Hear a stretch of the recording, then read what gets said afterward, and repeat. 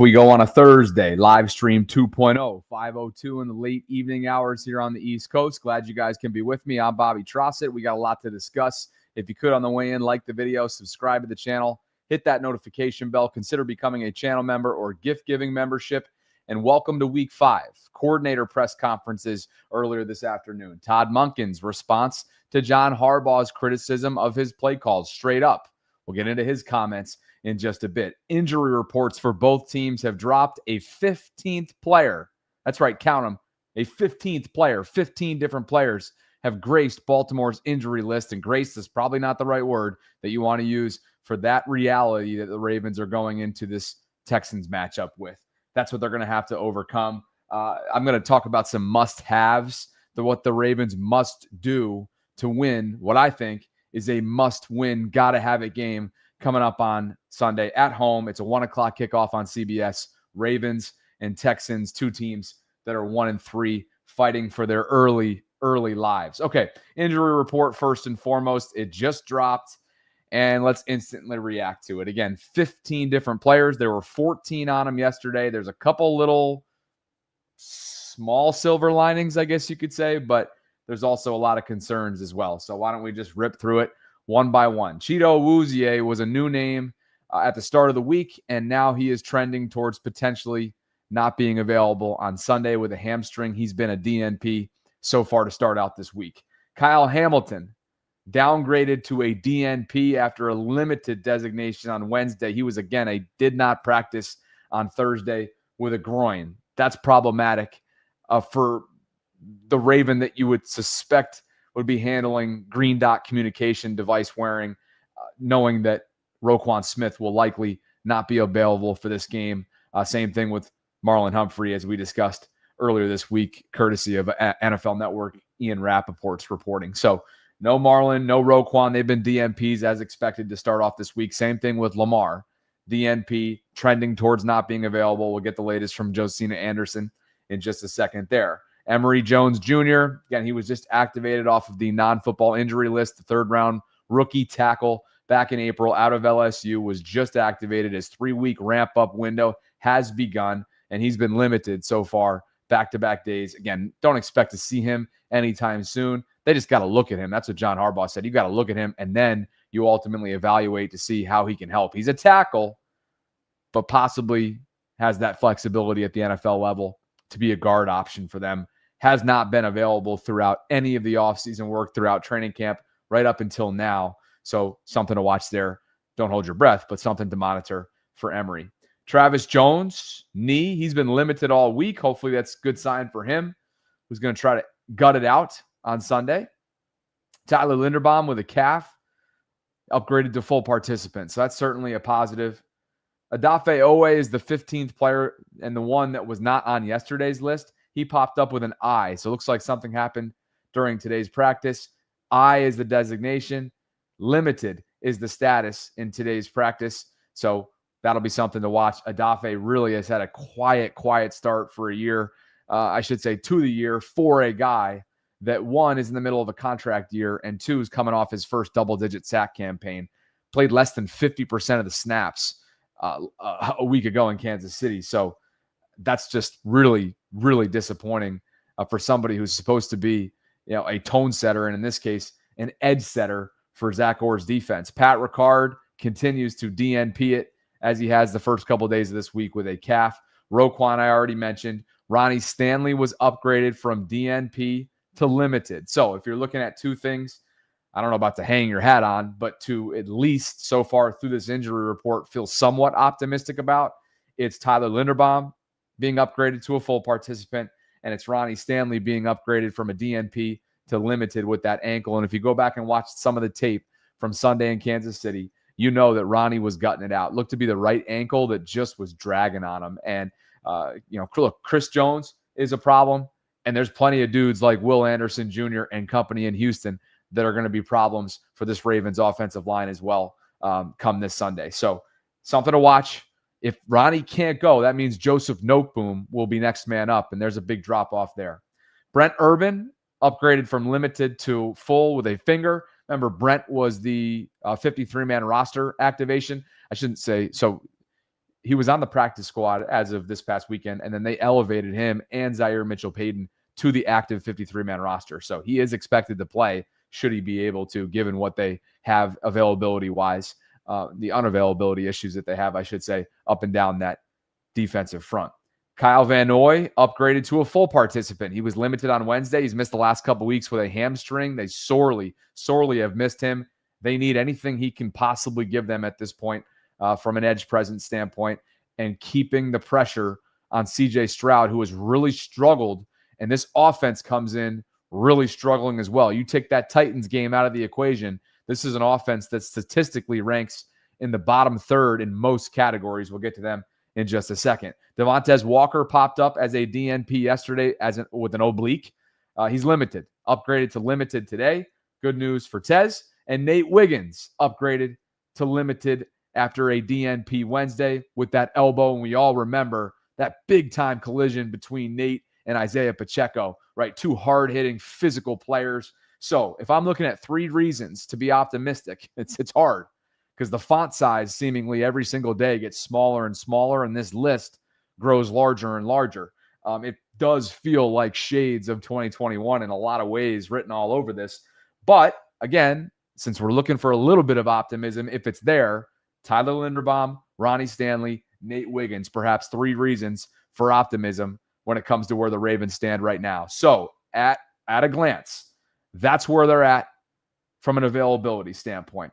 As for Lamar Jackson, and again, these were Bo Smoka's reports earlier on. I already talked to you about every single one of those players now that the injury report has officially been released. Josina Anderson had this to say, nothing crazy new, but just kind of confirms what I think a lot of us are expecting for Lamar in the coming weeks. Okay, Josina says he is currently not expected to play this Sunday against Houston, nor the following week against the Rams, outside of faster healing, which still can be deceptive.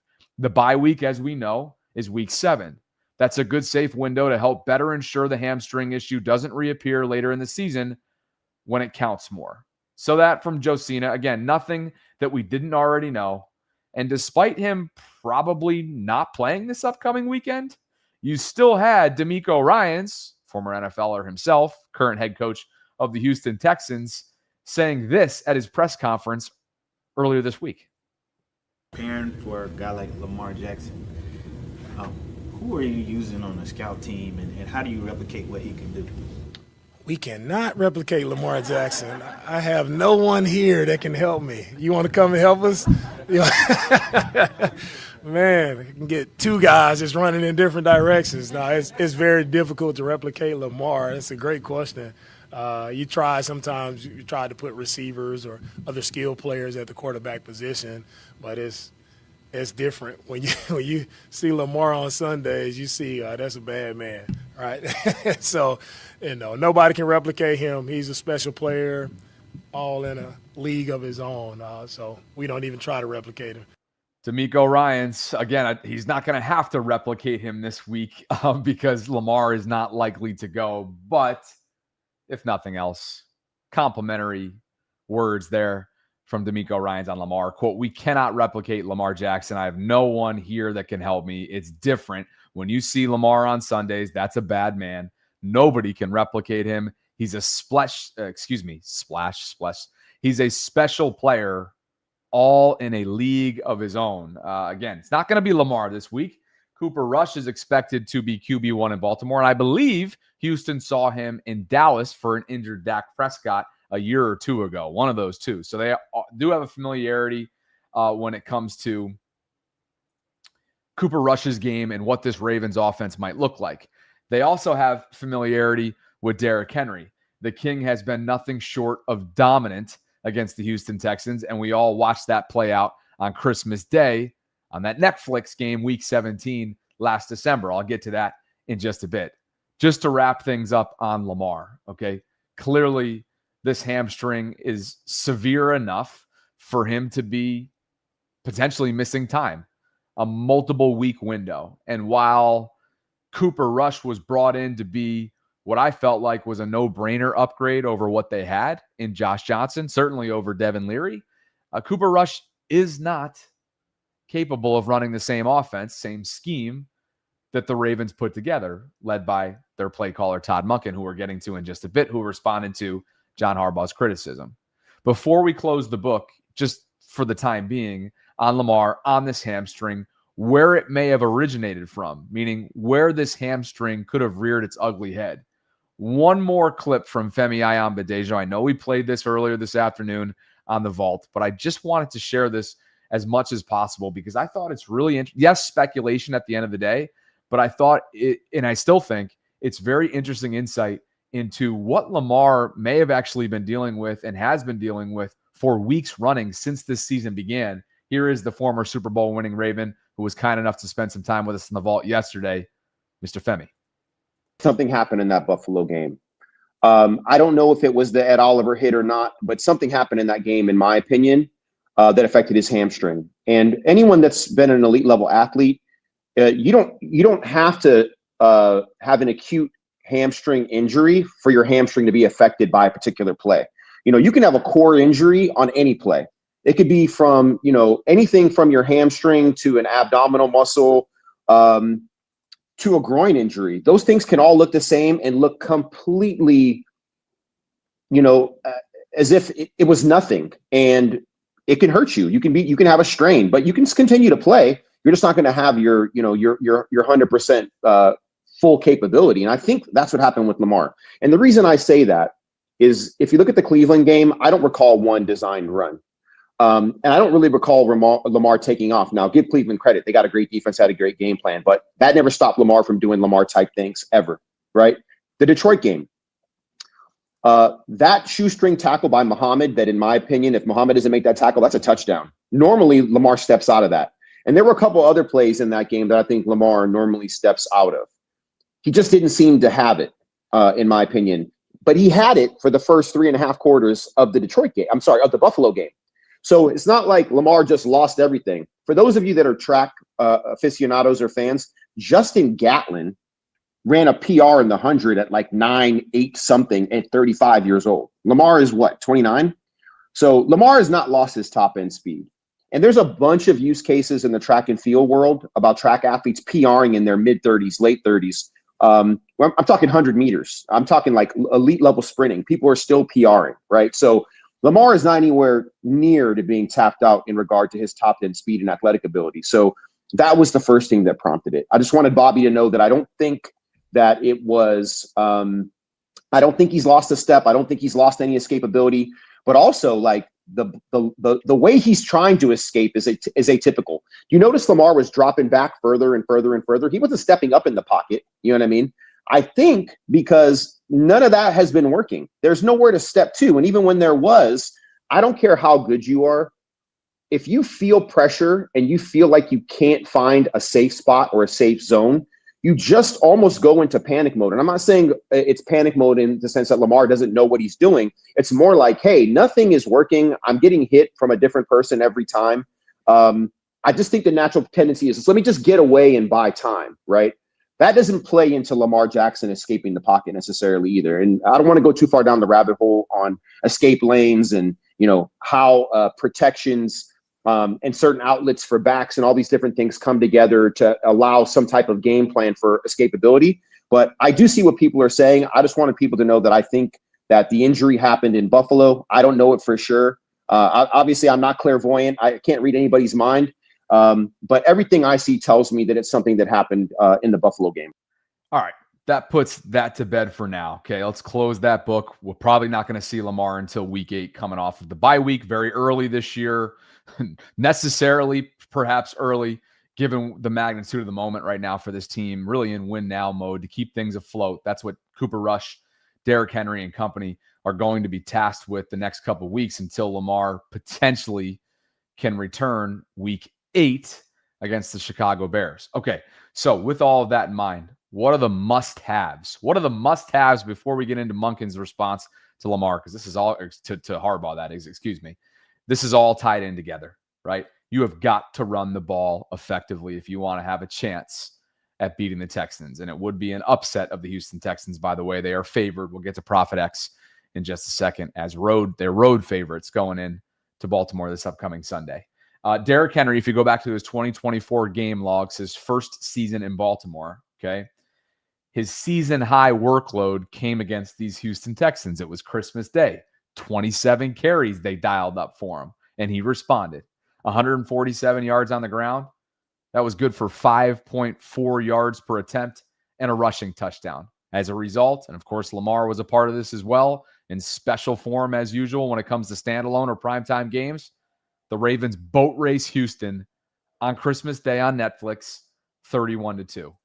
Now, his running mate, of course, not going to be there this time around, and Cooper Rush will be tasked with game managing, with precision passing from an intermediate standpoint in the screen game, right? Running the offense at a high level, which I think he is capable of doing, which honestly was a big reason as to why they went and got and upgraded the QB2 position. I think he significantly moves the needle in favor of at least being serviceable, and maybe even more so based on what he showed in Dallas, which I know he was playing behind a sturdier offensive line, but I think he was capable of doing so more so than the veteran Josh Johnson was. Okay, now you see this. Let's get to Todd Monken. It's been a loud week for Todd Monken. John Harbaugh got up there on Monday during his weekly press conference after that Kansas City loss, and quite frankly, did not hold back in his criticism of Todd Monken, some of which came by name post-game, others of which just came by, hey, it's got to be better. Play calling was bad. We need more plays, right? So on and so forth. So Todd Monken probably could have taken it two different ways. He could have gotten up there and offered a rebuttal or clapped back. Instead, he took it in stride. I think this says everything you need to know about the character, the makeup of Todd Monken. He's in year 3. He has evolved Lamar Jackson's passing attack and overall command of his offense.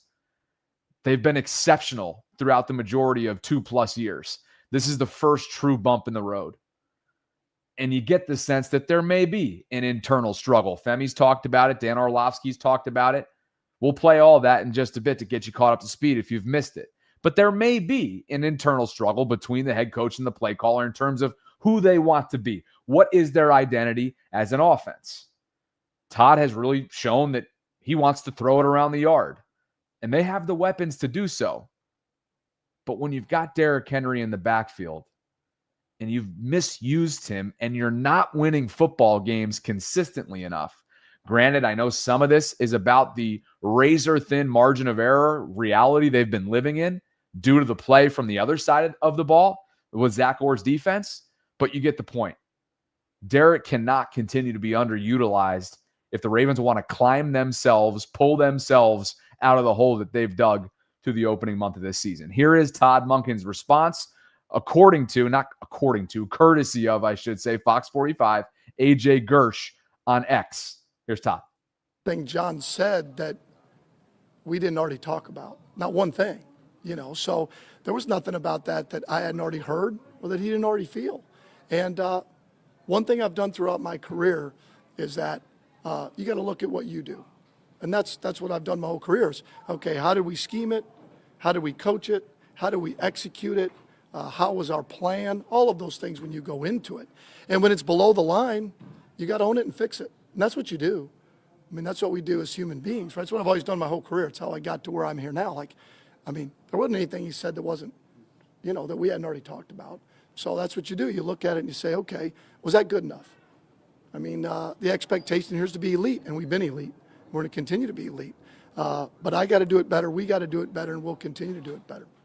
Not sure you could have handled that any better. Todd Monken, courtesy of Fox 45, taking accountability and also confirming that communication was streamlined after all. John Harbaugh spoke to him at length before he got up there on his Monday press conference and really, in a lot of ways, criticized, even torched this offense. And ultimately, it is Todd Monken's offense. Okay, what about the feedback? What about, again, this streamline of communication that we talk about? Todd Monken was also very candid about that overall process behind the scenes and how he works and ultimately talks with John Harbaugh day to day, especially after losses like this, as they're trying to right their wrongs and keep this season afloat. Video courtesy of Jamison Hensley, ESPN.com. I think people are a little bit surprised that the feedback is constant. The feedback during the week is constant. The feedback after games is constant, good and bad. That's part of what you do. Hopefully in any relationship or any job, you're getting immediate feedback and what we can do better, how we're seeing the game, right? And that's throughout the game, that's before the game, that's after the game. That's what you do. I mean, to me, that's winning football. That's what I love about Coach Harbaugh. And one thing, he is going to confront anything that gets in the way of winning football. That's a fact, okay? And everybody needs that, whether it's football. My wife does that to me. She confronts anything that gets in the way of us having a great relationship. And then what the hell do? You fight like hell to fix it. And that's what you do when it's damn important. Confronting anything that gets in the way of winning football. You know, that is making its rounds online and garnering plenty of reaction within this fan base, okay? First and foremost, as Bo noted here on X, Todd said nothing about what John Harbaugh said on Monday had not already been discussed between them. So good on Harbaugh for keeping that communication streamlined, okay? Quote, you've got to own it and you've got to fix it. And they are running out of time to do exactly both of those things, really fixing it. They've owned it in a sense. They got to go and fix it now without QB1 for the foreseeable future. He also said that he receives constant feedback from John Harbaugh. And again, confronting anything that comes in the way of winning football is what he admires about John Harbaugh. Well, when you look around the national scene in recent days, all you've heard, listened to, seen, so on and so forth, is again this state of Ravens football that is so un-Raven-like that it's got people like Dan Orlovsky saying things like this. This season through 4 games, the Ravens have lost their identity and they lost their way as an organization, as a football team. They're not physical anymore on either side. Yeah. And Marcus said something yesterday about Derrick Henry's got to get more carries, and I was like, stop, let's not overreact. Going back to last week's Kansas City game, on 1st and 2nd down, guess how many carries he had over the course of that game on 1st and 2nd down? Last week? Yeah. 6. 12? Oh. Wow. Carried the ball 6 times on 1st and 2nd down. Yeah. So I think there's a reality where the Ravens have gotten a little pass happy on offense. I love the throw. I love putting the ball in the air. I love being aggressive. But if you look at kind of the carries in comparison to last year and where he is this year, on 1st and 2nd down, that's where you should be feeding him the football and allowing him to have an impact. 6 carries on crazy. 1st and 2nd down. Is some of that total? because they were down? Look, 1st and 2nd down's one thing. We know that even if it's not directly having involved in the play and got to have it short yardage situations on 3rd and 4th down, you need your bell cow out there. At the very least, his presence has an impact. It has to be accounted for defensively. Guys, he is tied for 24th league-wide in rushes so far this year with 49, yet he's 8th. He's top 10 in productivity when it comes to rush yards off of those carries. He's tied for 6th in rushing touchdowns with 3 and tied for 1st in rushes for over 20 yards or more with 4. Something's not adding up here. And again, I will cut back to this right here. While Lamar will not be out there in all likelihood come Sunday, I know I'm beating that to a pulp. I have to keep saying if, because you just never know when it comes to Lamar. Now, clearly there's some gamemanship tied into the messaging around this, and he probably won't go. But just in case, we'll continue to live in the period of if. How about that? 27 carries, 147 yards, 5.4 yards per attempt, and a touchdown. Christmas Day last year, Derrick was sensational, and Houston had no answers. Okay? This is a defense that, statistically speaking, looks pretty good coming in. All right, but they're still allowing, on average, from a rush defense standpoint, over 102 yards per game. The Ravens are going to have to test them early and test them often. They have got to pull out all the stops, whether that's activating Keaton Mitchell on top of getting Justice Hill involved in the screen game and giving 25-plus carries to Derrick Henry. Great.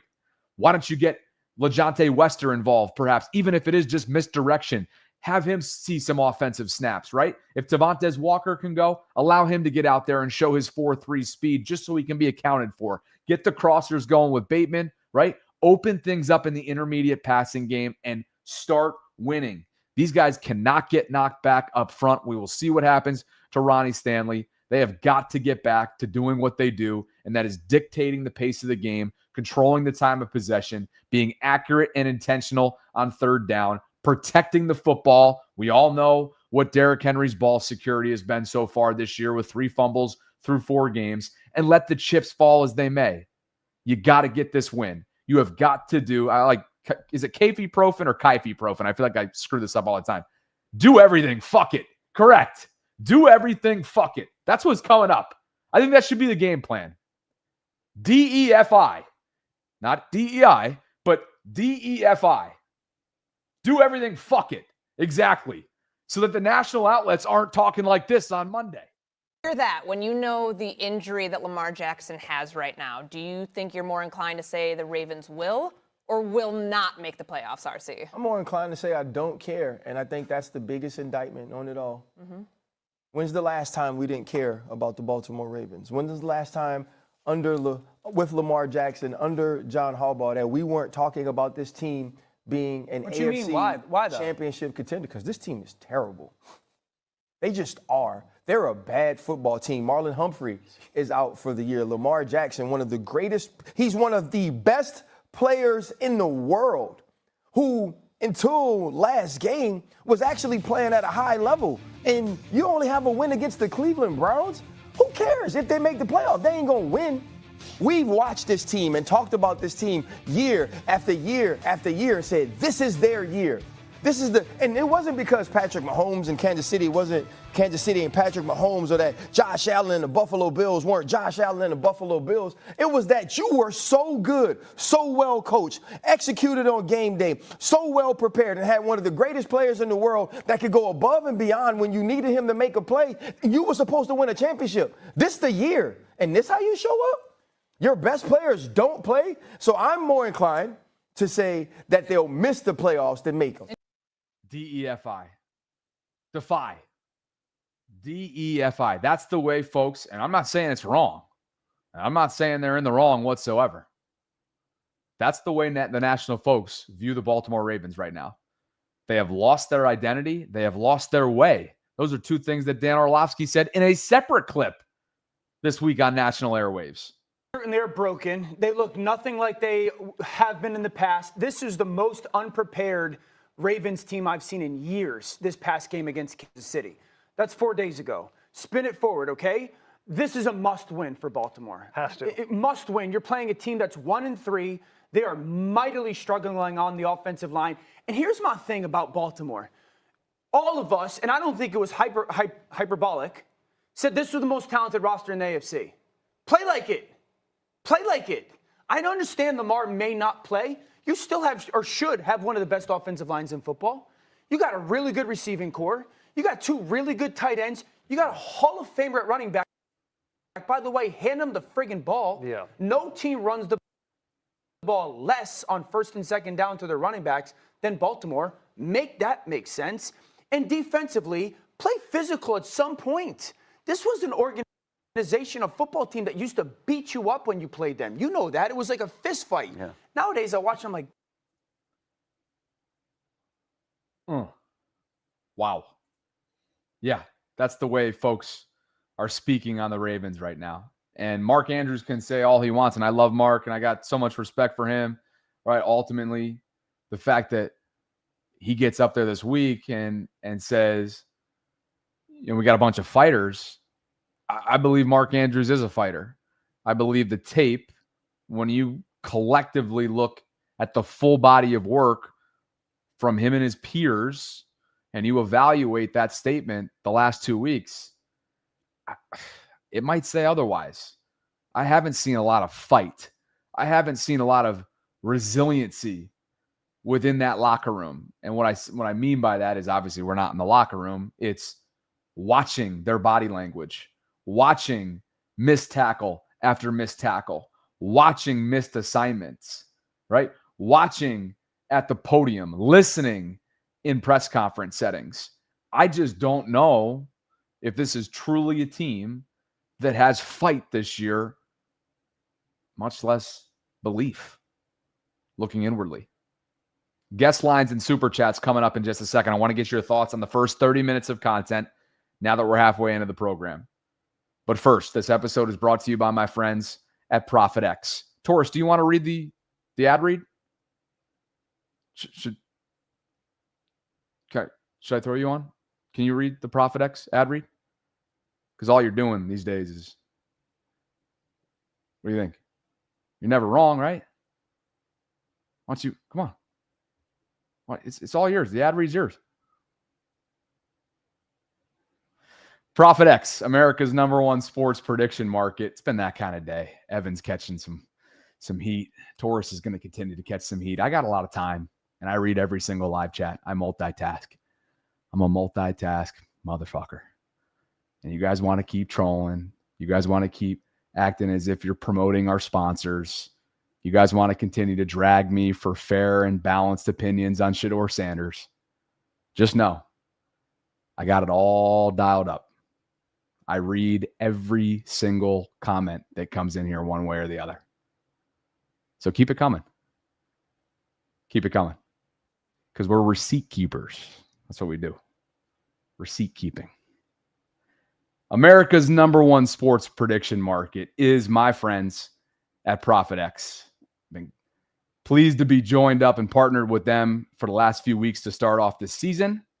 And right now at ProfitX.co, as you can see, use the promo code BobbyB. That's BOBBYB. You'll get up to $200 in profit cash on all your plays for the first 30 days. And again, ProfitX.co, as we take you over to the site itself, let's just take a close look at if this line has changed whatsoever going into this weekend. First of all, Thursday Night Football, the 49ers led by Mac Jones, LA Rams, who the Ravens will see next week. That's going down in LA tonight. But again, let's just kind of skip ahead to see, because the last time I checked, and it looks like it's still the case, the Ravens are home underdogs. That means the Houston Texans at 1-3 are coming to Baltimore as 1.5-point favorites, according to ProfitX. Over-under is set at 41. We'll have our full predictions coming up tomorrow with John McClain on the vault, a.k.a. the General, Texans reporter, legend, Hall of Famer. Can't wait for that interview, as always. But there you have it.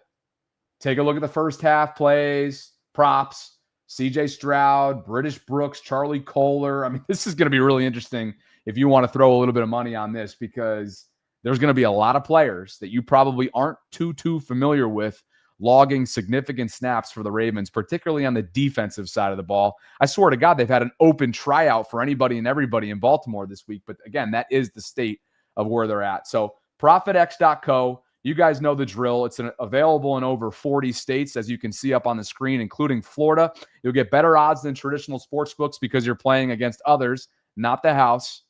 With ProfitX, you can request your own odds, play with confidence, and get super fast payouts straight to your bank, card, or even crypto. Promo code BobbyB, ProfitX.co, up to $200 in profit cash on all your plays for the first 30 days. Thanks to them for the continued support. And thanks to you guys for being here. We've got super chats to get into and a guest line that's cooking right now. I see Dre is in the building. Extra Butter is going to be coming in here hot. Rave looks like he's ready to do a lot of bad things with a lot of bad people involved in this organization. Mr. Ravens football is back, of course. Manny is here and Kyle Joyce is here. I will get into all of you. Pause. I will come to you. Pause. I will have you join the show one by one in chronological order in just a bit. But first, super chat from KP, who's in the house. Good God. Kobe Pruitt says, if the team is 1-7 or 2-6, is there an argument for asking Lamar if he trusts Monken and giving him an interim shot to lead the team? If the team responds, you can have some continuity going into next year. KP, I mean this with all due respect to the great Todd Monken. I really enjoy Todd Monken. I've had a chance to chat with him over the phone several times in the past. And I think he really wholeheartedly has been a great hire over the last 2 seasons and change. I'm looking at this realistically. He has been passed multiple times in multiple head coaching cycles. And when I say passed, he's been passed on. And so I got to wonder, is that the NFL evaluating him and preferring him as a coordinator versus a head coach? He does have head coaching experience at the collegiate level, albeit for a brief moment years ago. He's had most of his success as a play caller, of course, most notably at Georgia, where he won back-to-back national titles. So I don't know how comfortable I would be with that, especially if they're in the position where they need to call on an interim head coach, meaning Steve Bisciotti pulled the plug in season, which is unlikely on John Harbaugh. Then wouldn't you go with Chuck Pagano, assuming that it's the interim, not the long-term decision? But wouldn't you go with somebody who's actually already, even though he's on record for saying that he's not interested in that, wouldn't you ride with Chuck Pagano for the time being? That's probably what I would feel a little bit more comfortable with. The guest lines are open. Kyle, you were first, brother. Give me a thumbs up, if you're ready to roll. KJ, you with me? All right, bring him on. What's going on, dude? Hey, what's going on, Bobby? Talk to me, man. What you got? I got two things. I got one thing on Todd and one thing on Coach Harbaugh. It kind of ties into the culture of the team and the current state of the team. One, Todd, I understand what he's saying about, you're getting constant feedback throughout the week. You're trying to adjust things and everything. But we've heard this multiple times from him. And when it's the same mistakes that keep happening, like if I keep making the same mistake at work, I'm out of a job at some point. Probably after the second or third time, honestly, if I'm that lucky. So, I don't know. I'm just kind of sick of hearing that. And then the point I want to bring up about John Harbaugh, we talk about how the culture of this team, the identity of this team has seemed to shifted. When I'm watching a game, and it's kind of been like this the last, I'd say probably 3 to 4 years. If you watch the Ravens, when they score a touchdown and the camera flashes to John, what do you see? You see a nematode-looking ass expression. Just nothing from him. No celebration. You rarely see a celebration. You rarely see anything. It's almost like it's a sigh of relief. Like, oh, thank God we scored. Oh, thank God we took the lead. And it trickles down to the team. That culture, that state of mind that he has, I can't help but think it comes down to team. The whole team seems like, instead of celebrating wins, instead of celebrating big plays, that they're just relieved it happened.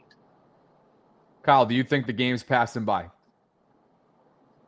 I do. When I say game, I think he is still energetic enough, healthy enough, enthusiastic enough, et cetera, to coach an NFL team. He'd have a job tomorrow if they were to have let him go in season. What I mean by that is, do you think what it takes to command a locker room in today's NFL, it's a melting pot, it's ages 22 to 33, and usually somewhere north and south of those numbers, depending on what you have, right, on the beginning and tail ends of careers.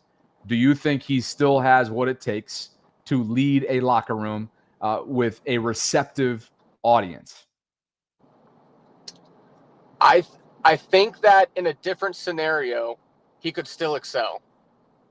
What I think has happened is since 2019, when Lamar came on the scene and he realized that they have a real championship window as long as they have Lamar, I think this immense sense of pressure changed him as a coach. I think that changed him as a coach. And that shift, you would see, you see emotion from him, you see energy from him in every aspect of the game except on game day. It's like he's a different person. In interviews, he's energetic. In practice, but on game day, he seems just like he's just there. And then when something good happens, when something bad happens, it's the same expression. I think that the pressure, it sounds crazy to say about a head coach, and who am I to say this, but that's just the impression I have, is that I think since 2019, when they dropped the ball, I think the immense sense of pressure to win a Super Bowl has gotten to him and has persuaded the way he coaches his team. Thanks for the call, brother. Safe travels out there. Thanks. Later, man. Guest lines are open, guys, if you'd like. KP is back. Kobe Pruitt says owners are generally biased towards hiring the new hotness on the market. Maybe that's why he's passed over. Well, so I was just refreshing myself on where ages are right now, right? Because if you're Steve Bisciotti, that's going to come into play here. You want somebody that is going to occupy, potentially, best case scenario, the seat as head coach for 20 years, right? John Harbaugh is 2 years away from doing so, one Super Bowl over 18 years, which is a success. Now, has he underperformed and failed more often than not in the postseason? Yes, it's been a collective failure throughout the Lamar era in the postseason, particularly the AFC Championship game. Todd Monken is 59 years old. Okay, so I think that has something to do with this. He's 59. John is 63. He just turned 63 last month in September. He'll be 64 next fall, going into, assuming if he's still coaching the Ravens next year, he will turn 64 in the opening month of the season in 2026. Their next guy, along the lines of the Mike McDonalds, the Dave Canaleses, I know Sean McVay's in his 40s now, right? Or late 30s. The LaFleurs, the McDaniels, the D'Amicos, right? There's a youthful wave right now, aside from Pete Carroll, Andy Reid, and others. There's a youthful wave. And wherever the Ravens, or whenever the Ravens choose to go in a different direction after they decide that John Harbaugh's course has run its course, you got to go young. And that's why I know it stings for so many of you that they allowed Mike McDonald to walk out of the building. But quite honestly, the way you keep yourself up at night is not acknowledging the following about the decision from 2 years ago. Because in what sport, in what ownership group, after making it to where you hadn't been in this era of football, the AFC Championship game, having a tremendously successful 2023 season in all three phases, in what world do you let your head coach go for a defensive coordinator who's never had 1 ounce of head coach experience? That doesn't make business sense. That doesn't make organizational sense. That would have been completely outlandish and reckless, to be quite honest with you. And that has nothing to do with Mike McDonald and who I think he is, who he will be, and who he is right now. It has nothing to do with it. I'm just looking at it practically. Steve Bisciotti wasn't going to do that. Hell, the Browns wouldn't even have. Okay, actually, no. Cleveland would. Anything's on the table when it comes to the Cleveland Browns. I think we all know that. Just a few thoughts. Guest lines are open. Chronologically, as you came in, is how you come on. That brings us to Dre. What's up, my brother, to you? How you doing? Yo, what up, bro? Let me pull over. Can you hear me okay? I can. All right. Yeah, yo. I just wanted to touch on the Todd Monken piece real quick. One of the things that I think Todd Monken has done, he hasn't run a bad offense overall. It is situational play calling where Todd Monken and John Harbaugh seem to struggle. Because remember, before Todd got here, situational play calling was an issue for John Harbaugh. Situational play calling goes all the way back to 2012 when we almost lost the Super Bowl. And I appreciate you drinking the alkaline water too. I'll be always on you about getting the right kind of water. So thank you for listening to me. Where are my brand partners at? Where they at? Yo, if you get an Essentia brand partner, they'll hook you up. But yeah, it's the situational play calling that I think Todd Monken has to improve. We're the number 3 scoring offense in the league right now, if I'm not mistaken. With those numbers. Now, let's just make sure we're being accurate on that. I think you're correct. Okay. Offensively, I'll just rip them off for you real quick. So, number 3 in scoring, 13 overall, 9th on the ground, 18th through the air, 12th on third down, 28th on fourth down. That's not been good. And 19th in the red zone. So that's through 4 weeks. Right. Yeah. So let's just say middle of the pack, right? For lack of a better word. Even being middle of the pack, scoring 30 plus points a game, right? That puts your team in a position that, come on, defense, y'all got to give us a little bit of Like, how do you let the Buffalo Bills come all the way back and outscore you by 1 point and score 41 points on a defense? So I get the offensive woes in those specialized moments where we should run the ball, right? That was that one series where we came out, I think it was after the halftime, we threw the ball three straight times, didn't run it not once. We've seen that repeat.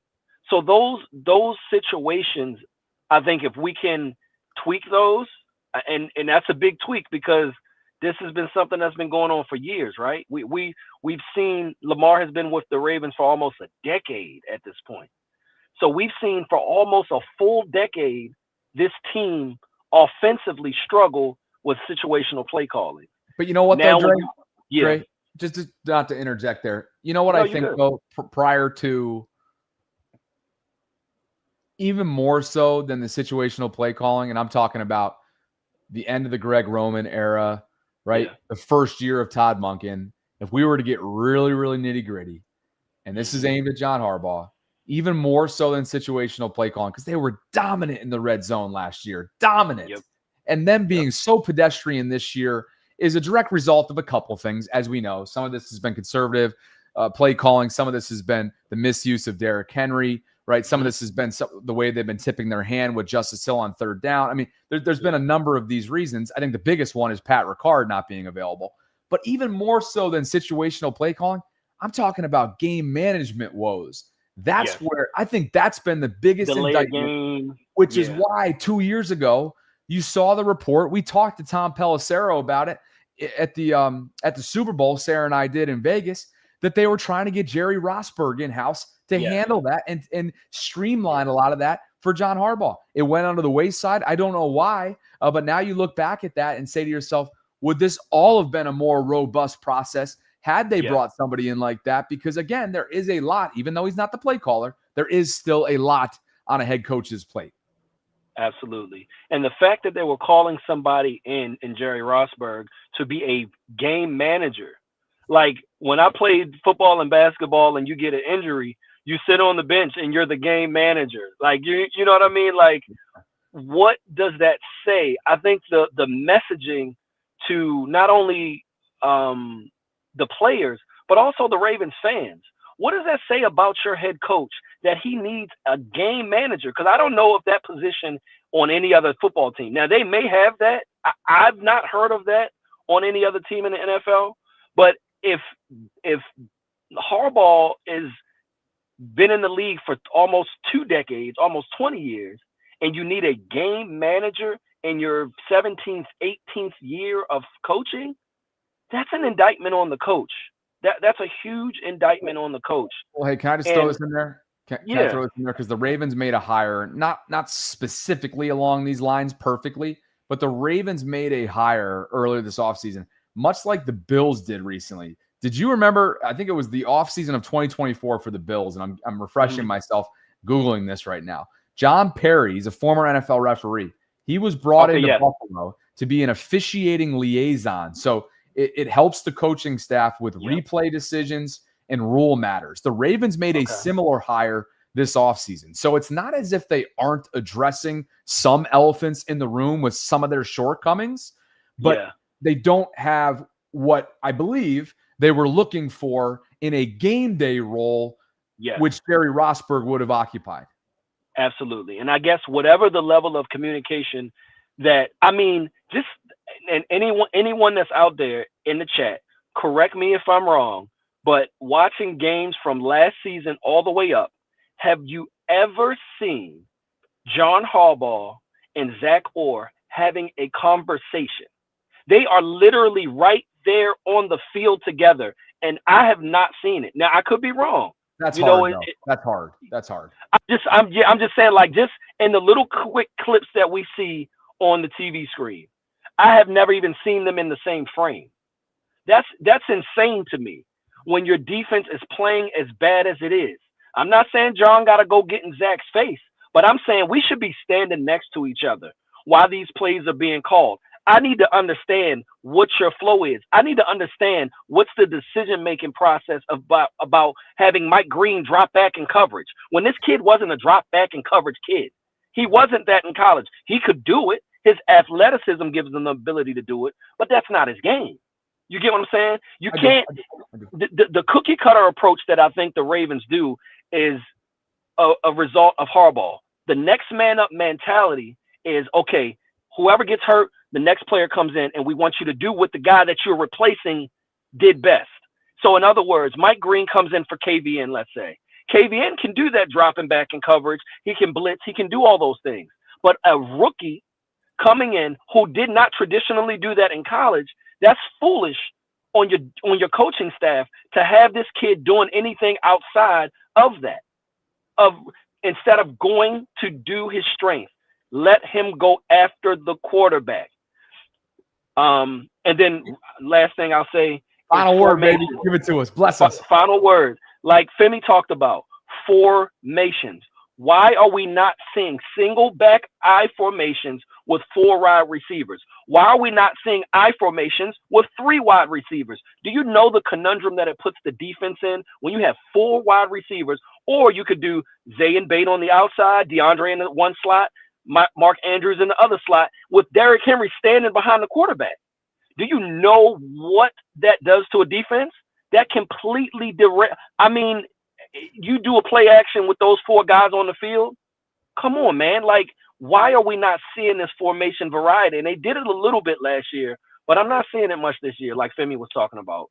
Well, dial that up for rush hour. Come on now. Yeah, man. Yeah. Great seeing you, brother. Awesome stuff. Yeah. Great stuff, man. Thank you. Thanks, man. Dre Dog in the house. Another super chat from KP. I'm telling you, this guy's in generous mode these days. Kobe Pruitt writes, all right, you know what? I had this one up. Excuse me. He had his third one, writes and reads, I'm not sure Harbs would have a job if fired. Dude, Pete Carroll just got a job.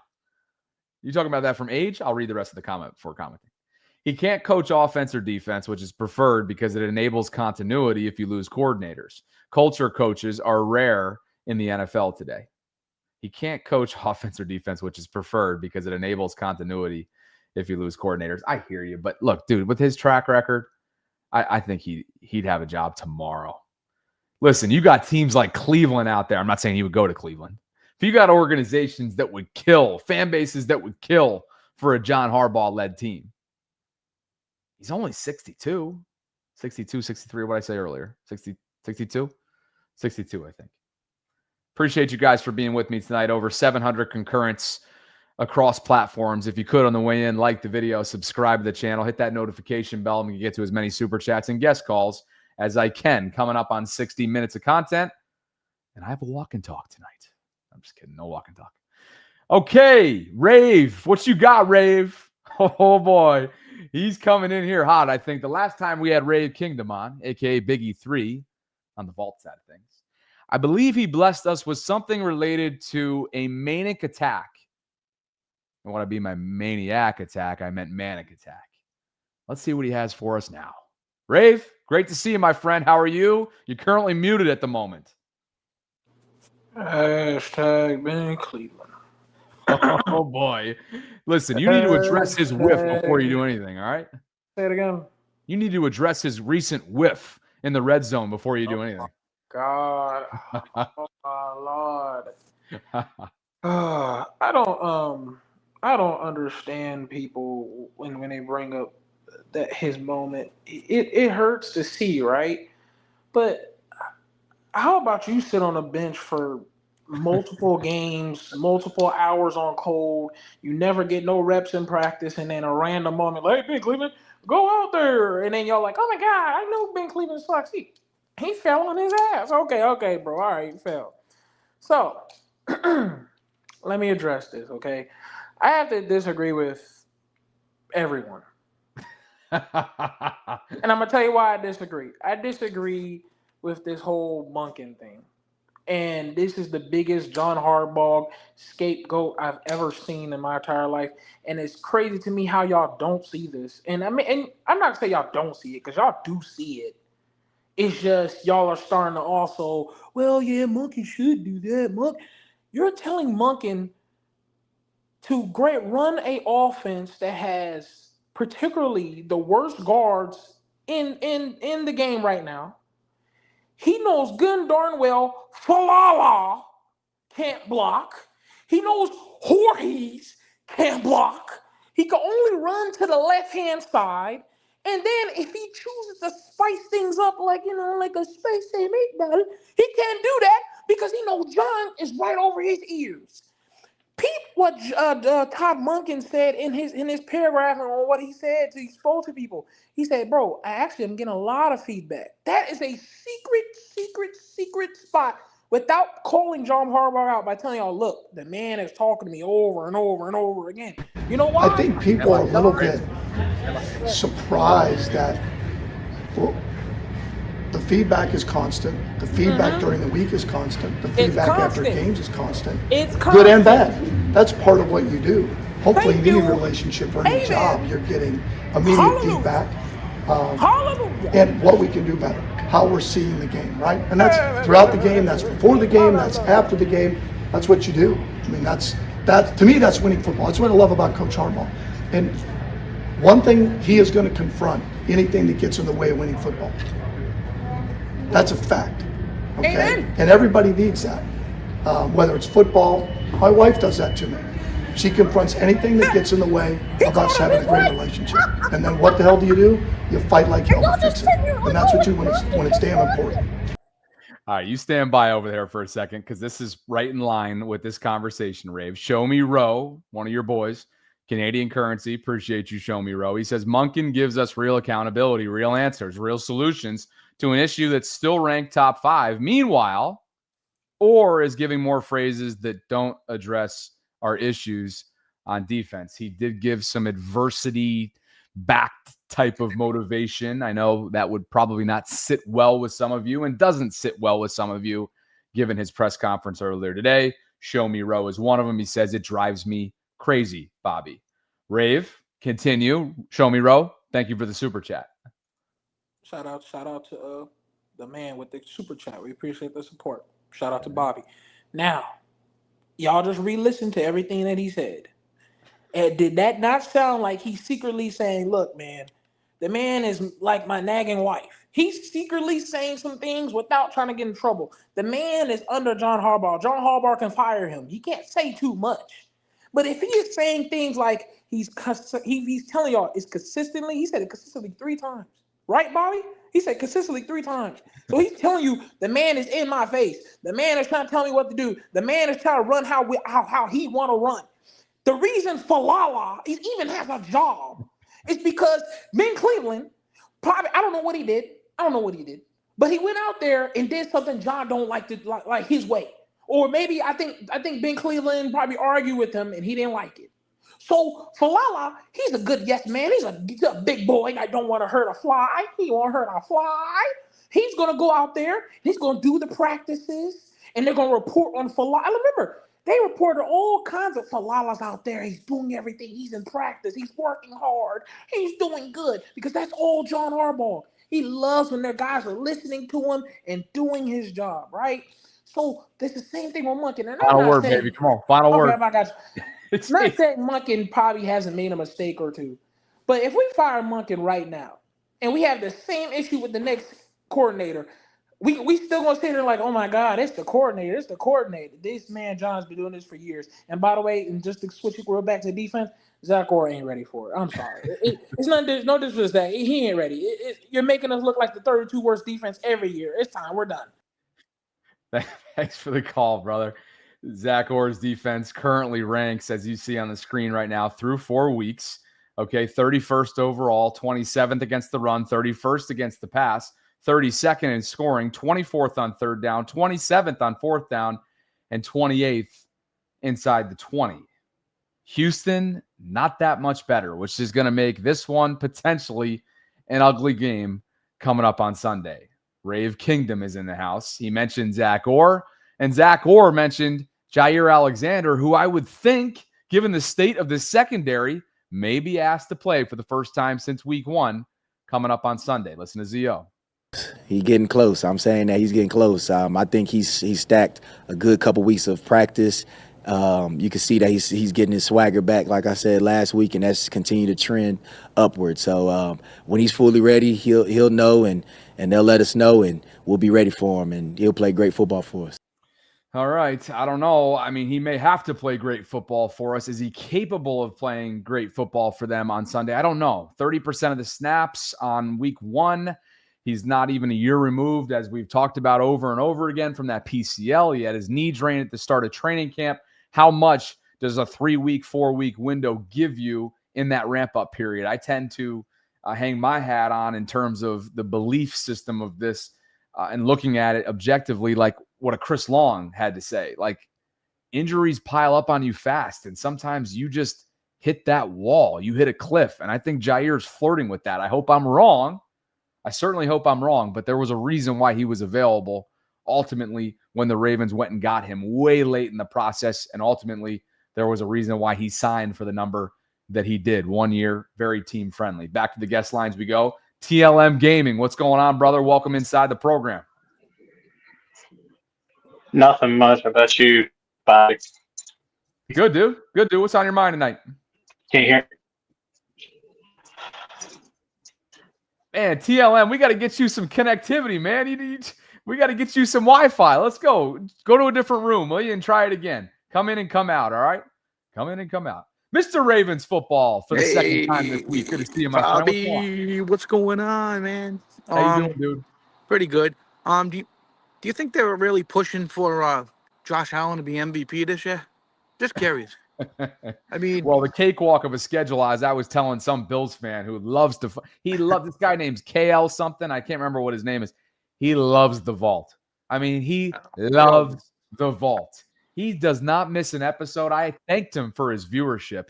And then I went on to say, do you realize the strength of schedule and the degree of difficulty or lack thereof when you compare Buffalo's first 6 weeks to Baltimore's? But maybe that just is under the rug. Yeah. Well, on to the next topic. But I'm thinking maybe on the defensive side of the ball that we have maybe too many assistant coaches, I guess I would say, and maybe it's too much, and maybe he needs to kind of get in his own way of doing things, instead of having this guy say this, Dan P say this, Pagano say this. To me, it seems it might be a little too much. Well, you got me thinking about one guy that could very well have been his, not his replacement, because Zach at the time was linebackers coach, but could have been in his role. Let's say that.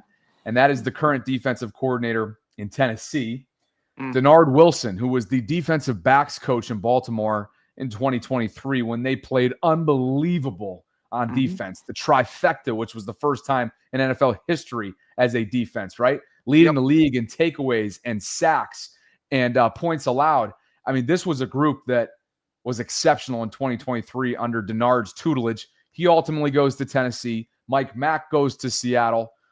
Anthony Weaver goes to Miami. And take a look at these staggering statistics that you see on the screen right now. Ben Fennell, NFL personality here, logged that since 2024, okay, teams with the most 20-plus air yard completions allowed, he listed all of them. But for the purpose of this exercise, he had the least and the most. Guess who's the most? The Ravens at 42, the Packers at 19, and he summarizes it. I could not agree anymore. The Ravens secondary has not been the same since Denard Wilson left. I sure hope that they don't look back one day with tremendous amounts of regret that they let the wrong guy walk out. Look, I'm not saying that they could have hired Mike as head coach. I said earlier on, it just did not make any organizational sense by principle, by hiring, by reality after your head coach leads you to the AFC Championship game. But could they have gone after harder Anthony Weaver and or Denard Wilson? I think the answer is yes. I hope it doesn't come back to bite them when it's all said and done. I definitely agree with that one. Yeah. Anything else, brother? Actually, you know what? I'll be nice, short, and sweet this time. So I got really nothing your else. Prediction? How about part ways with your prediction? Have you thought about one yet? For what? What's going to happen with Houston, Baltimore? I'm going to Baltimore. I drink that Kool-Aid, buddy. I said I don't care. Eventually, they're gonna get back to that defense that looked really good against the Bills that first week, the first 3.5 quarters, and then they fell off. Yeah. We're gonna get back to that, and when we All do, right, bro. watch the hell out. Enjoy it, man. Thanks so Larry, much take for it the easy. call. Mr. Northeast, Mr. Bostonian. Let's give TLM Gaming another shot. What's going on, dude? Are we good now? Okay, that sounds a lot better. What's going on, man? I know. Pretty good, pretty good. Sorry about that. I was in between two different Wi-Fi that were converging on one another. Sorry about that. Talk to me, dude. What you got for us tonight? What I got for you guys tonight? Yeah. Bottom line, Monken's not the problem. He shouldn't really be the problem. It's just more so the situational play calling, but that falls more towards Harbaugh than Monken. But more importantly, like you said about the defensive coordinators that we could have had, yeah, I think looking back, no matter how this season shakes up, I think the Ravens are probably going to regret that if we keep on continuing like we are. They're going to be like, man, we could have had Anthony Weaver. Man, we could have had the guy from the Tennessee Titans defensive coordinator. Like, it's crazy. We could have had so many good, better options at defensive coordinator than Zach Orr. At least give him promote him to like assistant defensive coordinator before you made him the outright coordinator. Get comfortable, get his boots wet a little bit there. We may never know, TLM. We may never know, man. I know. We may never know. Prediction for the week? I have to go Ravens. It's going to be a close one. I'm thinking 32-28. But if the blocking's not there, it's probably going to go to overtime, and I think the Houston Texans might win. It's going to probably be low scoring if the blocking's not there, because if the blocking's not perfect, Cooper Rush is probably going to get hurt or not get anything going. Derrick Henry's probably going to be nailed in the backfield, and it's probably going to be 20-20 going into overtime, and the Texans get a touchdown, or it'll go back and forth until the Texans eventually get a field goal. Thanks for the call, dude. Appreciate you walking outside, too, for the connectivity. TLM Gaming in the house. Here are your game preview picks from some along the panelist lines of things for NFL Network. I see some purple in there, oddly enough. I see 1, 2, 3, 4, 5. Matter of fact, how about Daniel Jeremiah, former Ravens scout, picking the Ravens 27-20. He thinks Cooper Rush is going to be able to put up 27 points, huh? What he means by that, he's probably thinking that Derrick Henry is going to go for 300 rushing yards. Extra Butter, are you there or are you not there, EB? All I'm seeing is a random screen with a whole lot of nothing going on. So I'm a little worried about your well-being, EB. Oh, he is here. He is here, and here he comes, coming in hot. Extra Butter, talk to us. What's going on, Bobby? I'm not gonna lie to you, man. I have no idea what's going on with the Ravens right now. After that shit show of a game against Kansas City, I had to cut notifications off. I had to take a break from Ravens news and content. So I have no idea what the injuries are like or how our team is doing right now. Like, I'm really, really pissed off as far as what's going on with the Baltimore Ravens right now. All right, well, you're not I going to think like it, EB, because look at what's on the screen right now, okay? You're not going to like it at all. It's a laundry list. The font is so small, I see you squinting right now because you can't even see it. Gosh. Oh, I can see it. I can see it now. What? No Awuzie, no Kyle, no Marlo, no Lamar. This is a shit show of a report. Like, this is terrible. This is terrible. And I'm not gonna lie to you, Bobby. As a matter of fact, let me start off with this. Your first three callers, Dre, Rave, and I forgot your first caller's name, but I back every last one of them. Rave, I'm behind you on the Ben Cleveland. Hashtag Ben Cleveland, because Alele and Voorhees at this point just throw the whole damn line away because we can't block. Dre, I'm totally behind him far as with Harbaugh. Now, the simple fact that everything you said, Bobby, prior to that, far as defending Harbaugh, you ought to be ashamed of yourself. Like that's ridiculous. How many? I'm gonna say this again. How many times are we going to allow this man to get a bite of the Lamar Jackson apple? I'm just trying to figure out. because, and I think your first caller touched on this. When we see John Harbaugh, Bobby, on the sideline, whether this a score, whether this a defensive play, whether we getting our asses torn up, he's on the sideline, arms folded, head in the clouds, eyes up in the clouds, and it's like, at this point, because in my opinion, it can't get no worse.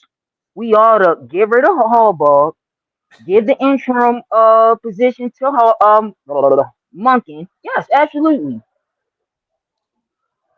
Zio needs to take a back seat and be assistant coordinator and let Chuck take over. To be honest with you, and I've said this before, Bobby, and I'm gonna keep saying it. We should have let Mike McDonald be our head coach after that shit show of a performance in the championship game. I get it far as business, and I truly feel as though Harbaugh never had the locker room. Let's just start there. Even back when we won last Super Bowl, I give no credit to Harbaugh in that Super Bowl run. I give some credit to Wacko Flacco for not throwing a single pick that year, and our defense got us that championship, hands down, flat out. And I was Final down word, on the baby. sword saying that. Final word, EB. Final word. Prediction. I think I'm gonna just go with 31-28 Ravens. All right, brother. Appreciate you. All right. I can tell you're an A1 delivery man out there as well, right? Getting it done. I'm so sorry to everybody in the waiting room right now. I have to go. I'm up against the clock, and there are 5+ of you that are waiting in the waiting room, and I cannot get to every single one of you. I'm sorry. I want to say thanks to my bookie. College football is already cooking. Upsets, blowouts, wild covers, and my bookie lets you hit it all, guys. Game lines, player props, and more. Everything you need before the pros even kick off. So when Sunday rolls around, you're already up. All right, if you're new to my bookie, use my code BobbyB. That's BOBBYB. And any bet you choose up to $500 is fully covered. You can make your play, and if it doesn't hit, you get it right back when you opt in using your bet back bonus token. Again, code BobbyB. That's BOBBYB. Any bet you choose up to $500 is fully covered. I'm sorry to those of you that are in the there's just, man, the guest lines are rolling these days because of the state of where this Ravens organization is right now. So appreciate you guys for being with me tonight. Like the video, subscribe to the channel if you haven't already done so on your way out. If you could, like the video if you liked it, subscribe, hit that notification bell, consider becoming a channel member or gift giving membership. I appreciate Show Me Row, KP, and everybody else who donated to the program today. Sarah and I'll be back at 12 noon coming up tomorrow. We'll talk about the coordinators' reactions, the Nick Wright, Mina Kimes back and forth on X, and a number of other things as we get ready for Week 5. John McClain, the great Hall of Famer, John McClain, joins the program at 1:30 tomorrow. Hopefully you guys will be there. Hope you have a great night. On Tampa I go. Hint, hint. On to Tampa goes the boy.